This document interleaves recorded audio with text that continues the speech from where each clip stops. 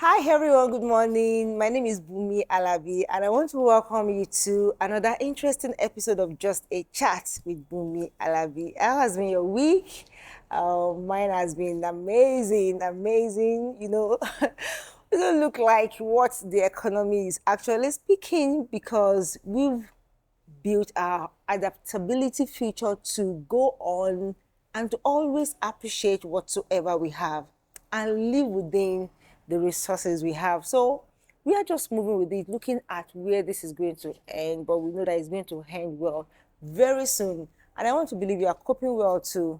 Please do well to cope well because I believe this is not going to last forever and it's going to come to an end soon. But the way you handle this really matters a lot. The way you handle the situation around. If you've seen our previous episode, you will see where we've been encouraging people on how to cope with the economic situation of the country. Everybody is really feeling the heat, no doubt about that. But amidst all, make sure you just choose to live, be happy, and just maximize whatever you have within the resources you have, and you'll be fine.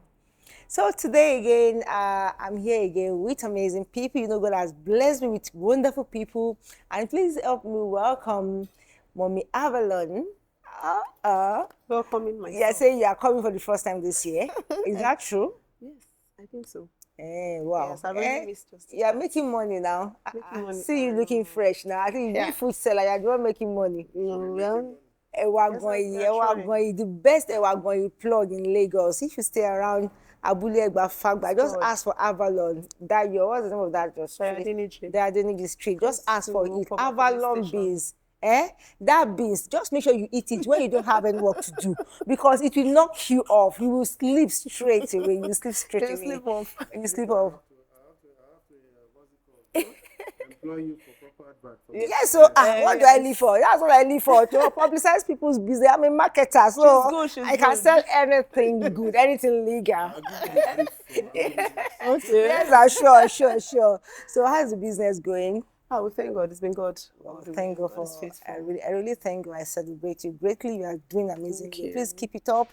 Yeah. The sky is your starting point. You're welcome. And on my right hand here, I have With a lovely smile. With a lovely smile. Yes, so you know him already. At least you've been watching Just a Chat, you should know him. This is our very own Auntie Vicky's sweetheart.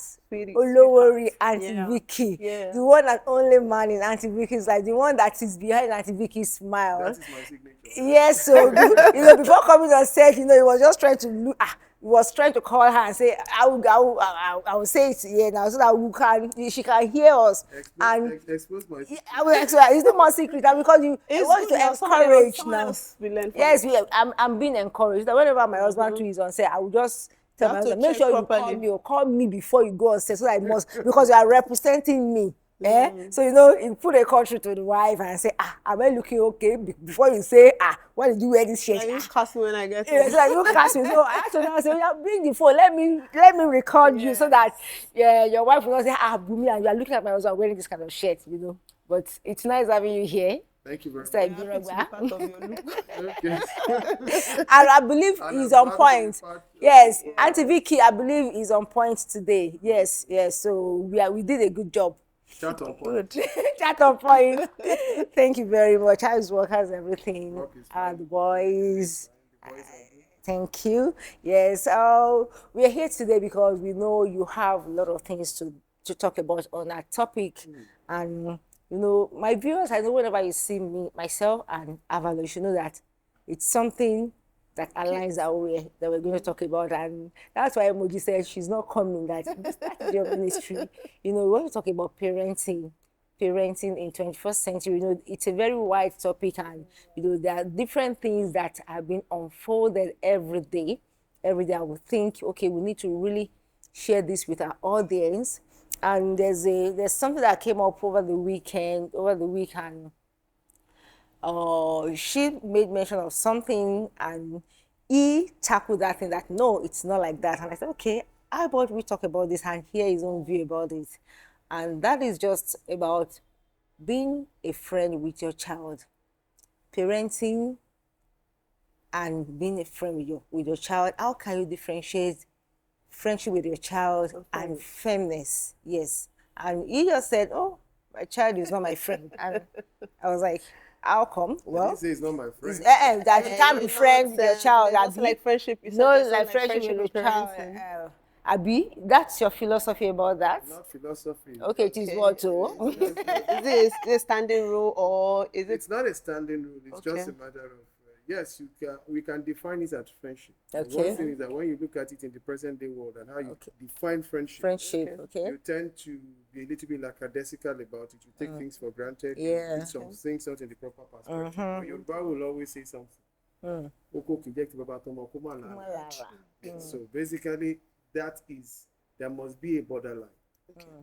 Like I was talking to the kids one of these days, and I said, okay, no, well, not one of these days. It was quite a long while ago. I said, who is your best friend? Okay.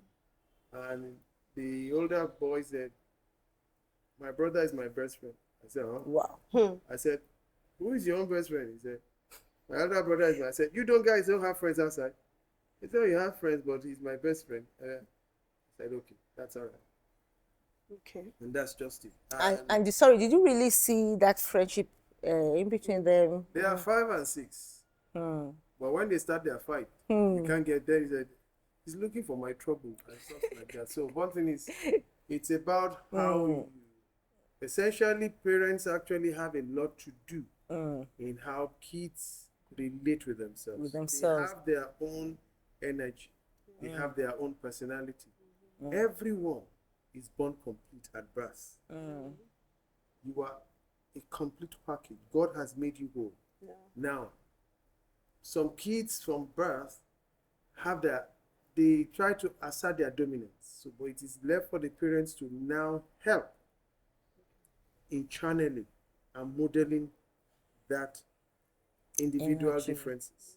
Because I can remember one of the times when my daughter when she was born, and she was always, willing. Nobody was trying to, at that point, I knew, because I've read over time and a little bit of psychology, that kids would like to assert dominance. And the mom was tired, and they got to a point. I said, you think you are stubborn, right? I took her, my wife was in the sitting room, I took her to the room. She told me I went to put her in the bathtub, and I locked the door, and I laid down on the bed. And she cried and cried and cried and cried, and then she kept quiet. Wow. And after she kept quiet, I waited a few minutes. It wasn't comfortable for me, but I was there. She didn't know what was going on inside. Then I think at the point in time, she came in and said, where is I said, she's in the bedroom. Doing what? I said, don't worry yourself. So at what age did you do that to She her? was a baby. What age? I think maybe Less than a year. It's not up to a year. It's about a few months. So when your wife discovered that, what actually happened? What was her response? So that because I Mother. told her she shouldn't bother. Don't open that door. And then I said, don't. That's just it. And she went back. At that point in time, she was, the baby. yes. And at that point in time, after that, I noticed she calmed down, and then I went into the bedroom, and then saw her there, and I brought her out. And I laid her on the bed, and I was speaking. I said, well, next time you cry like that, I will put you in the bathtub again. Sir, that was just a baby. It was a baby. Just a baby who might need something at that particular time. And Do you know what he did then? I've realized that what he did, as far as that child is a girl, will make her closer to her father. That's one thing I've realized with girl child. It's because I noticed something when my daughter was very small. My husband was always on the feminist discipline side. So one day he traveled, and I was expecting my child to be like, thank God daddy has traveled, even though she was small. She fell sick. She became uncomfortable. And like, is it because your dad traveled? And when he came back, she quickly changed. I said, okay, the person that is always beating you. trying to scold you for what you're doing. So is it me that is always allowing you to do things freely? So then I decided to change. So somehow I know that what you did for her, she may not like it, but does not mean that she, because of that. So should we not say firmness is good way to as is a good discipline for a child to make them get attracted to you the It's more not a matter. It's not attraction. Basically, I learned it in parenting. Okay. I learned it in parenting psychology. I learned it in what's it called, excessive behaviors of kids. Okay.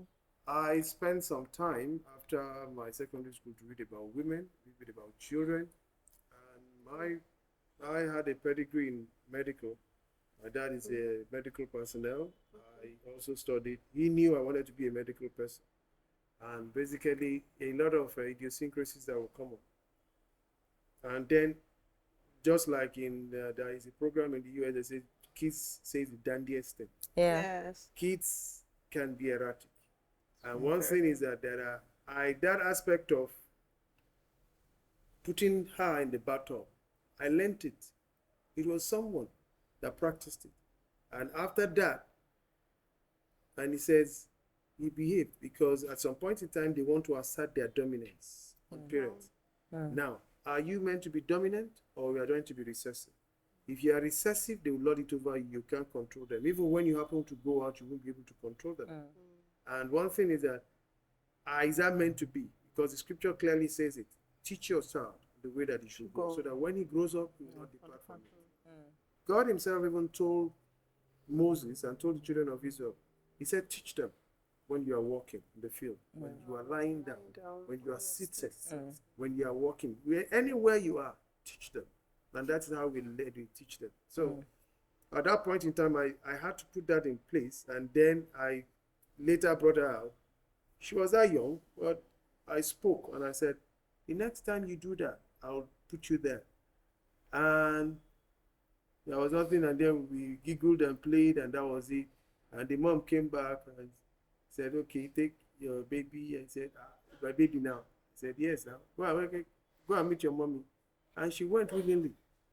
Somebody that was fighting and ranting, and then ever since then, my wife, she spoke with me later and said, What did you do? what did you? I said, it's one of the things. And I explained the psychology behind it.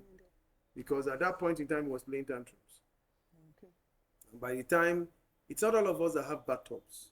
So, but I don't know the effectiveness of bathtub, but I think it's very effective because one, the bathtub is white. The environment is all. Did you put water inside? No, there's no okay, water. It's just the bathtub. bathtub. Yeah. Empty bathtub. It's just an Or empty could they? bathtub. I see parents also do. They call it hiding. They'll try to isolate. They call it It's isolation. So, But this because isolation is not very good. So I don't know. Is it it's a kind of It's isolation? isolation. And when you keep it, the psychology behind, because it's all white, it's curved. Okay. And it might roll here and there. There is actually nothing. And then you must have, don't put the child in a smelly bath. So it's one thing. It's psychology. How? Because I'm still trying to figure that out now. You A understand? lot For of me, parents won't take it. that's why, because that's why I wanted If to I'm know home, how I'd know your that wife, what you- how was It's your not wife because able- she didn't know what or you were you were on the same? doing. Were you on the same page on disciplining a child or try to enforce that kind of maybe a behavioral caution, curbing that behavior? Are you on the same page on that? Because I can't imagine my husband being that, I call it strictness, and say you want to discipline a child, you want to curb an attitude, I just go and put my child in an isolated room, as in, and anything could have happened. Nothing will. The child would have just injured herself As in a the mother. bathtub as a Okay, mother. was that why you told her to go back? Yes, Okay, because because at some point in time, when you put in the bathtub, there is no place for injury. It is a curved surface. I know, I can see it in your face that No So mother, once you no decide- mother take will it. take that. No, That's the don't fact. say no mother, but there are some times we separate sentiments from corrective measures. And one thing we need to do is there is room for discipline, but you must also be able to balance it. Okay. So one thing is that you may not take it, you may not be able to do it, I may be able to do it. Okay. But one thing is that it was effective. Okay. And it's not only her I've used it for other kids as well. Before you had your own child? Same Or after? bathtub. Well, not, it can't be the same battle. No, I mean, same system, like The same. bathtub. Yes, I've done Was it it before you had your child or after? Well, both ways. I've done before. And after. And And I've it's done been after. effective. It's effective. It's because at that point in time, they are uncontrollable. Okay. Okay. One thing is that it's like when you have a pet. Let me use a dog pet for the one thing, like a Boerboel or a Rottweiler. If you want to own a Rottweiler, if you are not on top of it, the Rottweiler will take control of you. Okay. But that psychology is quite different in kids, and that is how you take control. You need to assert. They will play, they will try, but what God has given you is the responsibility to teach. Yeah. And it is in the heart of the child that there is wickedness or evil, and what corrects it? Rod. The rod. But now you must be able to balance. I could not do some things when I was young until I thought my dad was wicked, until one day he sat down in prayer session and he said, I do these things not because I hate you, I do these things because I love you, because I want you to be better. Okay. And you won't believe it. My dad is the only person that you will go and tell him some things. Imagine me, after secondary school, I went to him and said, can I use your car? He said, where are you going? I said, I'm going to Ibadan. Okay, what are you going to do? I want to go and see a girlfriend. And he said, okay, do you have money for fuel? I said, yes. Well, how did you save? I just told him how much. Okay, fine. And I took the car and I filled the tank with 4 naira. 4 naira. And I went all the way to Ibadan to check the person. Though I didn't see the person because I learned she resigned from where she worked 2 days before. And that is that. Because it kind of created a bond. Well, we can relate with him. With your dad. I can relate with him. And even though it was a disciplinary. Heavy. Okay. I wanted to ask a question. Okay. You talked about your dad now, that he allowed you. I want to ask a question. Do you believe in friendship in parenting? Like we said before, if you believe in it, at what level should we say a parent should be a child's friend? And if you don't believe in that, then how should a parent relate with our child? Because now you said your dad allowed you to go out. Is it because he felt, okay, let me say my son can do it? Now, I've put myself over time. And one thing is this, like your question rightly says, if I say believe, and I say I don't believe in it, that would be sadistic. Okay. We are to be our children's friends. And friendship is not limited to any time. You start young. You should be able to relate with them. They should be able to come back to you. But that does not mean that they can overload or they take things for granted, because there are sometimes you need to stand firm and because you need to guide. In like some cases right now, you find kids telling their parents, you've got no right to tell me that. Indian state is fed up. You've got no rights in the 70s. They will have lapped you with the different explanation of Ibati, Ifaro. Yeah, but a lot of people believe that then maybe children that were raised that didn't have their voices, then they grew up to be a child with low self-esteem.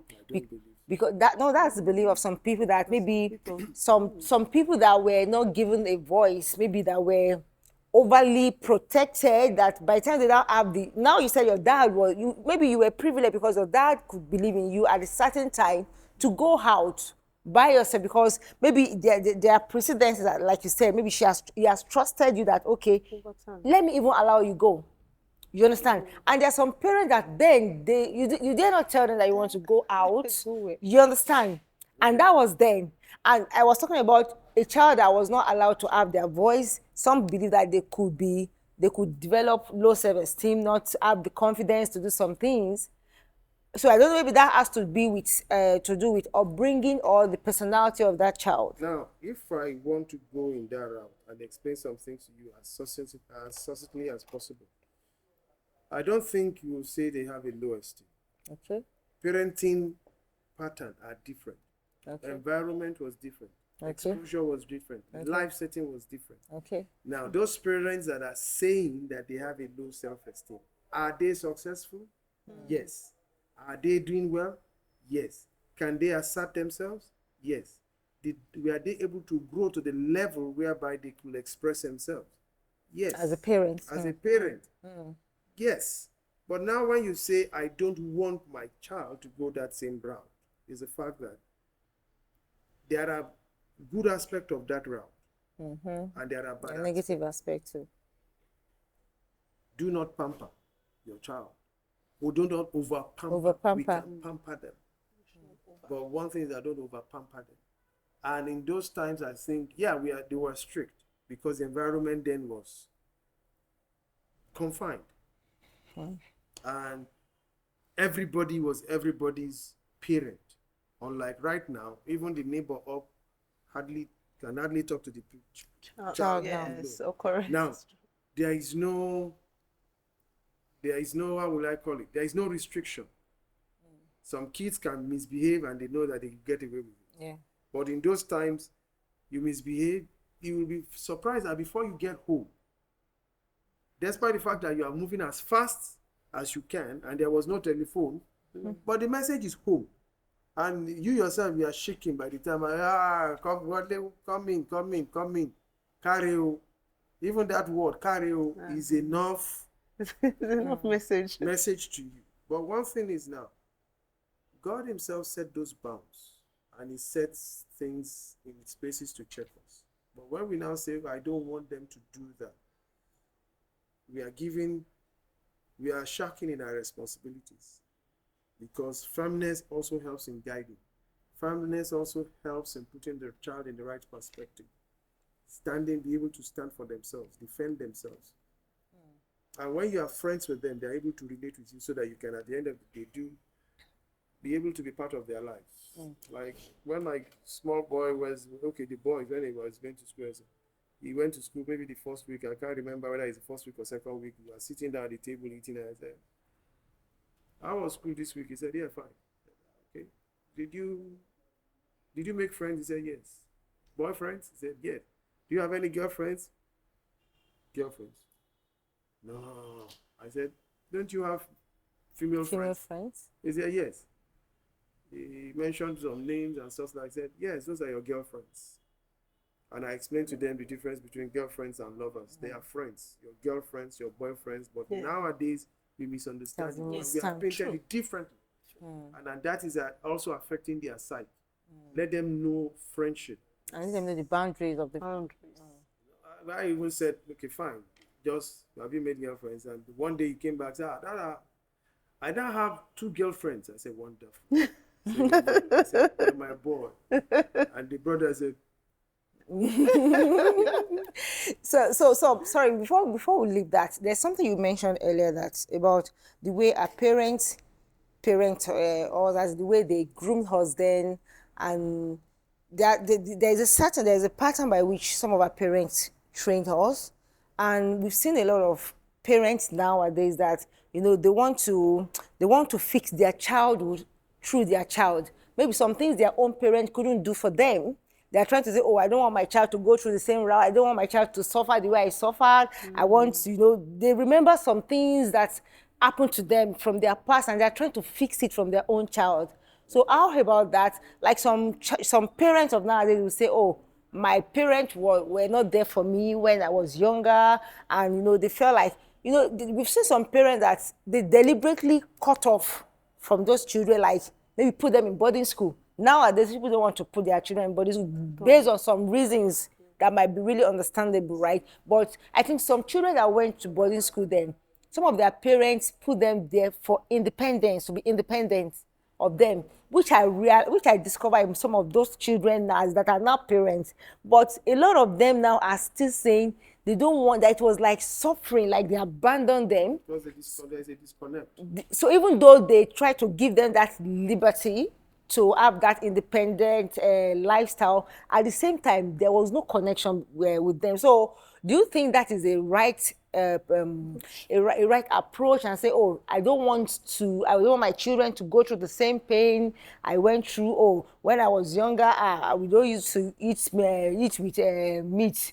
You understand, Yes. and that helps us to be disciplined. So what can you Or you don't say? eat your meat before you finish your food. All those things. Those are rules, ethics to guide.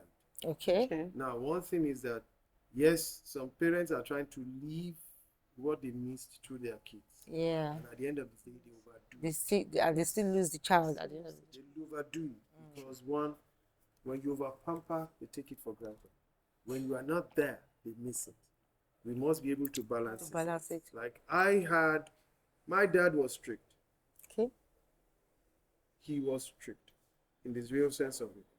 But we travel together as a family. Though when we have church programs, we travel together. And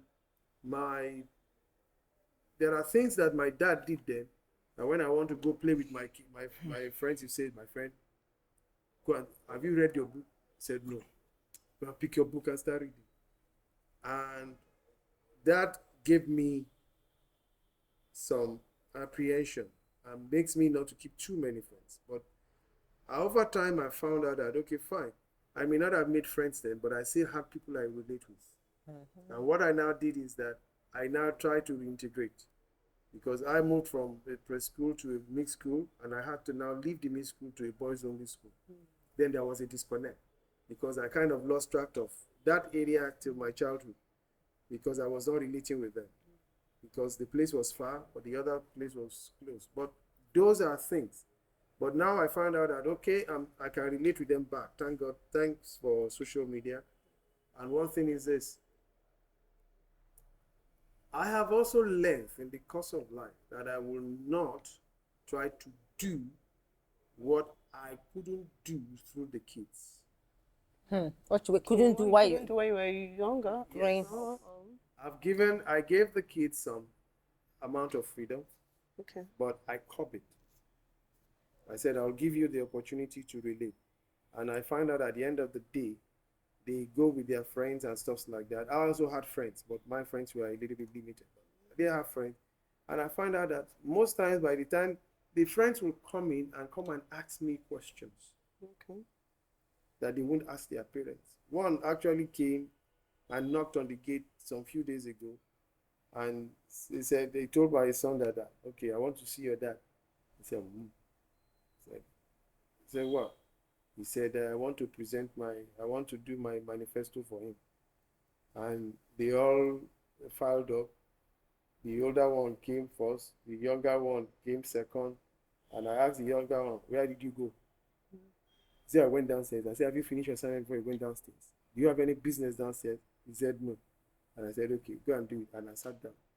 Then the other boy came in. I said, good evening, sir. Blah, blah. I said, okay. Sir, I want to see you. I want to read my manifesto for you and stuff like that. And I said, okay, stop dancing up and down. Just tell me. And he did. And he came and he expressed himself. And I guided him. And it was freedom. They will come to me as a dad. And some of them will tell their dad, I can't talk to my dad like that. Your dad is very friendly. And my children will say, friendly? So that's the same thing with your own children. Yes. They will see you as no. So why does that thing really happen? Because one thing is that, well, even at that, they will still, okay, like yesterday night, they came and said, can I sleep in your room?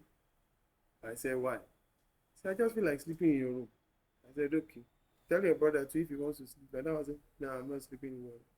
And the one came to sleep and the other one slept in the sitting room. And when I said, you don't want to sleep in the room and you are sleeping in the sitting room and you don't want to sleep in my room, so what's the problem?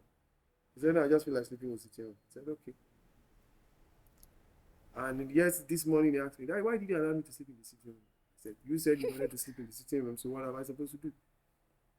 I said, didn't you like it? I said, I kind of enjoyed it. Thank you. So it's like giving them a kind of freedom. Or was he expecting you to say comment? Because I realized that sometimes children outside, you're just like I say, you see a child, another person's child, you say, oh, hello, darling, how are you, sweetheart? But when you see your own child, you just build a straight face. No, I joke a lot with them sometimes. Okay. And like one time my son says I used to tap his back of his head. Okay. And he said, he talked about it with parenting tips and stuff like that. And I said, okay, yes, I slapped your head. Okay, tell me the reason why I slapped. Give you a tap at the back of the head. I said, do I pat you just for no reason? He said, no. Okay. I'm just passing by and I don't like your face and I just give you pum. He said, no. I said, so what do I, why do I do it? He said, sometimes when I don't do what I'm supposed to do. Okay. And I said, okay. So Get if the you point. do what you are supposed to do, Will I do that? would I do that? He said, no. Then sometimes he said, then we laugh. Then I said, bring your head. I see tapped him. Tap back. it. Okay. I want to ask, what really built your parenting ideology? Because I realize that you have a parenting ideology, but there are some you have tried that you feel it didn't work and you stopped them. Well, yes. So what built it, and to what level? It's not every parent that is ready to learn. You said something that you read some psychological book and all that. What built it, and what can you tell other parents out there that have not really learned anything? We do parenting tips, we talk to parents, but it's not everybody that has the kind of mindset that you have. I think Do you understand? my pedigree, my parents Okay. did, the church I grew up in did, Okay. and the children upbringing and stuff like that, bringing up child in godly way and stuff like that. And then there are a lot of activities that actually bonds. You have key children, you have teenagers, you have those adults. Young adults, that's from 20 and above. Yes. So there are teen years. In the teen years, we had camps. What's it called? We had youth camps.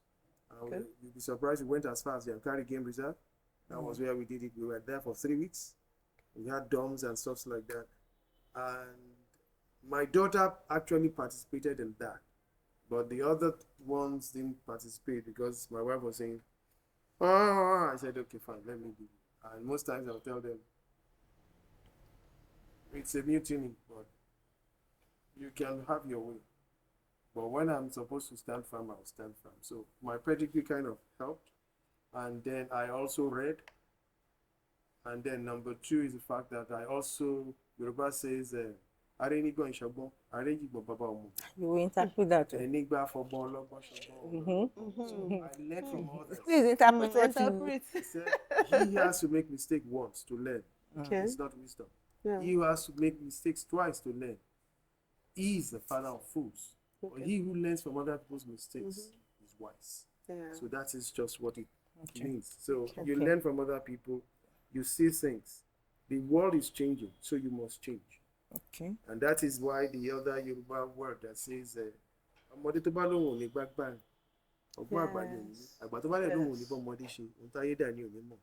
means adult that says he's not going to learn with the kid. The young man that says he's not going to learn from the elders will not know the wisdom of the elders. And the elder that says he's not going to relate with the younger generation, it is what is the developmental things he will not be aware of. So there should be no divergence or break. There must be an integration. So we must be able to balance. I cannot teach them the way I handle some things, my kids cannot handle it that way. So I need to be able to find a balance. But I still try as much as possible to make them independent. The young boy, 10 years old, went to school himself during the midterm break. I said, can you do it? He said, yes, I can do it now. And I said, okay. I took him to the normal place, put him on a bike, he went. I didn't even bother to call him, but when I checked the time was supposed to call, I called the school. He said he just left some few minutes ago. And I told the elder man, I said, your brother will be back in another 4 minutes. And roughly in that 5 minutes, he said around 6 minutes, he banged on the gate. And he's back. And I said, do you enjoy it? He said, I loved it. He shared his experience and we all laughed about it. Sorry, that's part of the question because we are already out of time, as in allow your child to have this kind of street-like, as in training, as in be independent, to do things like that average parent will not allow their children to do. Like there are some parents that, you know, they can't even allow their child to go and buy something within the estates. You know, they say, due to so many reasons, security is part of it. You understand? So what gave you that confidence that, okay, if my child should go, I remember the first time that she said she allowed her daughter to go to school on bike. I was like, I told them to come and meet me. I said, hey, you didn't tell me to go and wait for her. You didn't write the number of the Okada man. You know, I was so scared. How could you just have that confidence to allow a child, not considering the security of because obviously there's security loopholes all around. So what gave you, is it about you or that child having that confidence that, daddy, I can do it? The insecurity in the environment will always be there. Now, absolutely. You cannot take the child out of the society, and you cannot take the society out of the child. If he does not integrate with the society, how can he be a leader? Because how can he feel? How can he relate to the environment? So when you shield the child and he does not know, he only comes out with you and is only in a controlled environment. When he gets to the position of authority, he will not be able to relate aside from those within his confined environment. So we need to start coming out of that envelope. We are not exclusive. That individualism will not even be there for that child. Will be there. You'll be like, oh, my daddy will always be there to take me to school. When you were young, you related with people on your street. So and that made you have your network. So having that relationship with the society is very integral in any relationship or in life. Generally. So as nobody will now bully the child in school, and they will come back home and say, daddy, something happened yesterday. I was somewhere. I told my sister to wait in the shop with my daughter. I said, I'm not around. Let's have it and collect the key. So my sister now called me that your Tolu said she's going home, or that when she wants to go and have a bath and change her clothes, and she's going back to church. I said, hey, and you allowed her? But normally I used to allow her to do things, but I wouldn't allow her just do that. From the shop to the house, you want to go have a bath and you go to church. She said she's not going to church with her uniform. Then she now said she went with the bike man. So when we got home, she told the bike man to wait. She had a bath. And she came, she now went to church. I was like, why would you do that? Why would you tell a bike man to wait for you and you're having your bath? So I'm sure that somehow, sometimes when we give them that role, they will feel that they can do extra. So maybe that's where we have to kind of create that boundaries and limits. I think while allowing them have that liberty, there's always room for guiding them. So you understand? Fine, you know that, okay, the bike man, you believe that, okay, that the route to the school is a safe place. Maybe not where there are trailers or trucks. I don't know, because these are the things okay, like I believe your boys knows how to use the kitchen to do some chores. I think it's part of the trainings you give them, right? Yeah. To be able to do something. To cook. Like my son, you know, actually she was there now when I was telling my sons we are out of time, but I think we really need to eat this, you know, telling them that you need to be independent, you need to be able to do something. And my two sons were like, Mommy, you know, they just saying a lot of things. Mommy, I was threatening that I would travel, I would leave you people. Mommy, just go anywhere, you know. I knew that he didn't really enter it because he knew that he was going to go hunger start his try for that week, you know. And he later came to apologize. I said, see, you should be able to learn to do some things, to on generator, to off gen, to cook. The following day, he came to me in the kitchen and said, Mommy, I want to help you. I want to help you peel yam. Normally I wouldn't have allowed it, but he was peeling it. As he was peeling it, it was wasting. I couldn't see anything. But he has to waste it. You understand? He has to waste it. He said he wanted to on matches. He was on it and turning it to his side. I said, no, you know, I just have to let that fear go away and be patient to teach them. Then last question that I'm going to, I had like two questions, but because of our time, you know, your wife is able to, do you believe in maybe all this, number one, do you believe in corporal punishment for a child? Then number two, do you believe it has this discipline of a thing? Does it have to be from the father or the mother? Because, you know, the father figure, I believe, to be the one that should ensure and, you know, be able to impute that discipline, that fear in a child. So can't it be from the mother, or must it be the father that will really impute this discipline in a child? So two questions in one. Quickly. Do you believe in corporal punishment? Yes, there is need for corporal punishment, but it must be controlled. Control. Then number two is the fact that it's the issue of corporal punishment or punishment is not limited to the father. Okay. It can be either way. It can be either way, and it can also be both ways. So it's a balance of the two. But one will actually take precedence. one must be in the authority. So basically, that will help them to understand that there is a chain of command. But some people believe that children that are raised by a single parent, like maybe the mother, that they don't have that fatherly role. That maybe children that are raised by a female, that they lack that fear of a male figure. That assuming the father is there, the child will be well groomed. But because the father is not there, so what's the role of fathers in that gender, that male? figure. Can't a woman also do the same thing? No. Can't. The woman can't. So you believe that a child that is raised by a woman can't really be. A child raised by a woman will not be raised by a woman alone, because there will be a man somewhere along that path. Yes. So that child needs. So it has to be the. So how about if the man is not somebody that has the ability to enforce discipline, or I think it has to do with personality too. Also, what else? One thing you have to look at is the fact that. Okay. You said something. Yes. Or what I want to say is that if, assuming the father figure is not there, is that a single parent, how can the woman bring in the male figure? He will be within the extended family or within friendship. I have friends that have kids that are females, they are widowed, and basically, in my relationship with them, they've come to ask me, and they find out, he complains about it. I said, and I'll have a talk with the boy or have a talk with the girl, and at the end of the day, and he says, okay. I said, well, if you need to talk, call me. This is my number and stuff like that. So one thing is that you cannot do without a father figure, because God had made it so. You will need a man. But one thing is that how effective is he? He can be anybody. It need not be anybody like me. But you need a man. And there must be a balance for you to know that there is a place for a man and a place for a woman. There is a place for a boy and there is a place for a girl. You might not be able to do it alone, but a woman can also do it effectively. But one thing again is that you might not be able to create that balance, because you will always explain these things from the perspective of a woman, either a vengeful perspective or a relative perspective. If he's vengeful, that means he has a bias against the men. If he's relative, maybe because of a loss or something like that, but he still has to get across to them. So taking out the man, it's not possible for you to do that. A single father cannot be total for a child, and a single mother cannot be total for a child. We need both to have effective upbringing.